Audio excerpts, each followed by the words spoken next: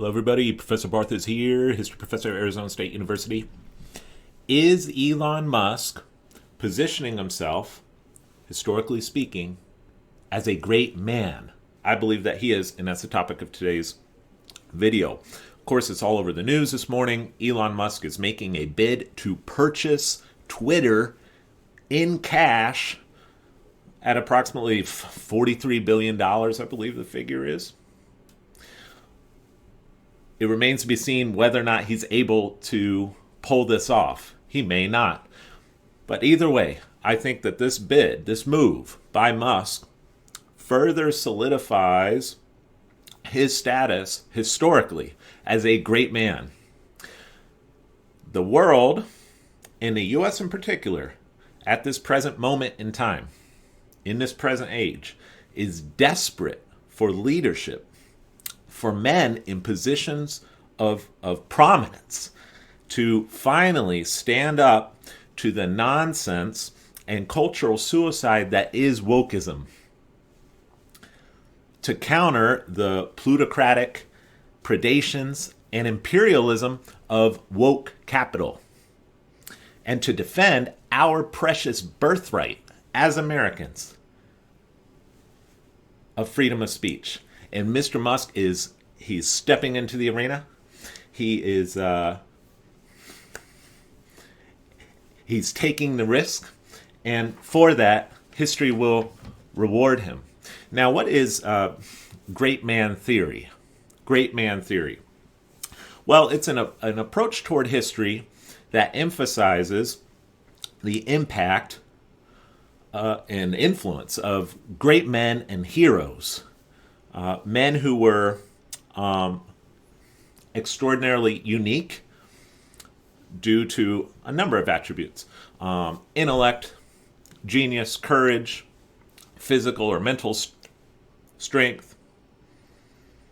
Men who had extraordinary resolve, who had a certain fearlessness that caused them to act when the moment called for it. And such men, according to this theory, have a decisive historical effect and make the difference historically. They model, they create, they lead, they take risk, they go against the odds, they step into the arena. They are heroic. Thomas Carlyle, in the 19th century, popularized this theory, and he talked about several great men. They're not always political. He includes Shakespeare, Martin Luther, Rousseau, Napoleon. Okay, these were among the ranks of great men, but great men are very rare in history. You only get a small handful in any given generation. But by examining the lives of such heroes in history and in our present day, when they exist, when they act, we're unable to unlock certain truths about historical development and about human nature more broadly. Now, great man theory has come under some quite a bit of criticism over the last 100 years. Bottom-up history, social history, is definitely more fashionable in the academy and in even popular histories.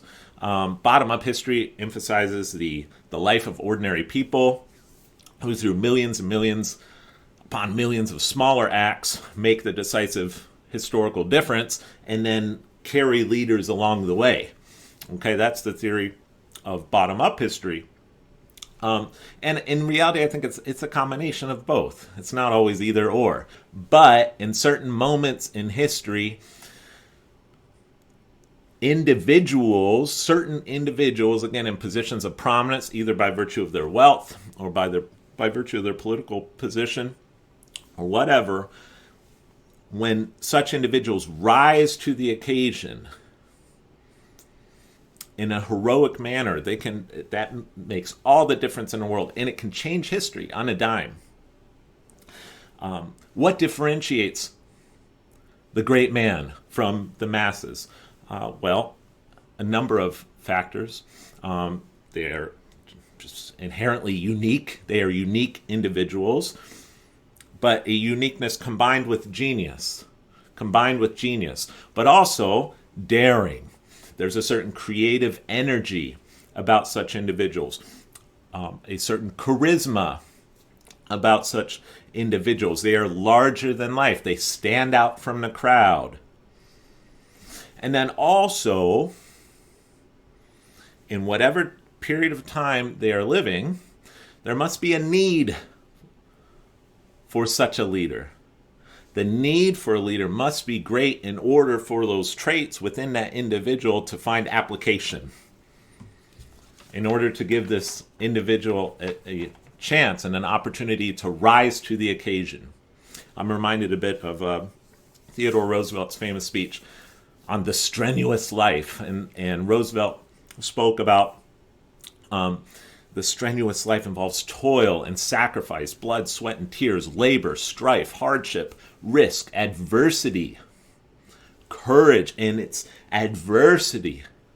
It's the strenuous life that makes men, that makes heroes and leaders. The man in the arena. The great man does not shrink from danger. And out of that hardship, out of that danger, out of that adversity, you get glory, triumph. The great man is magnanimous, meaning he's generous, he's high-minded, noble, of a noble character. You see this in Washington. The leadership of George Washington during the American Revolution, second to none.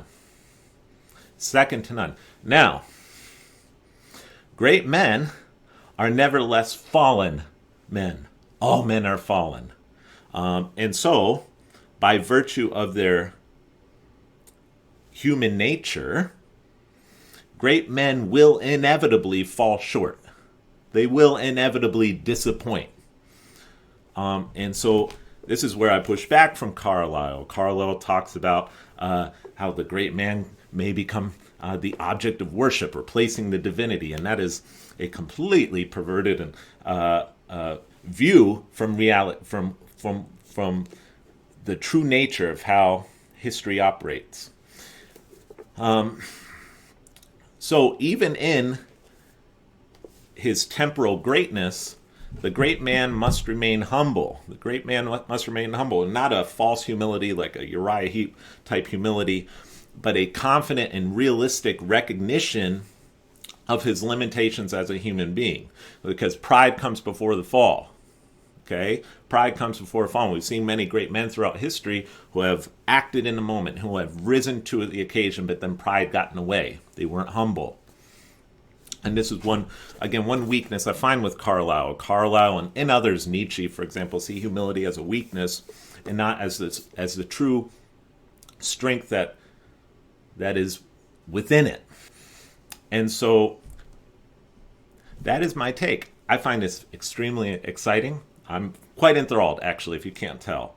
I'm looking forward to seeing what happens. And even if this doesn't work out, it may not. The Twitter board may reject the offer. But it's speaking of genius, pretty genius that Musk bought a 9% share in Twitter, which sent the stocks going, it went up like 30%, 25%, and then using that now as leverage to buy a 100% stake in the company and transform it into a private company. And the leverage there, if Musk is unable to acquire 100% of Twitter, then he's made it clear, well, why do I own any of this company? And so he could just dump those shares, sending the share price down, 20-30%. Pretty genius move by Mr. Musk. So we'll have to see how things play out. But anyway, we need free speech on the internet. I've said this before in other videos. A free internet is absolutely critical to this 21st century. And I applaud Mr. Musk for this move. And I wish him the best. As all, see you guys next time. Bye.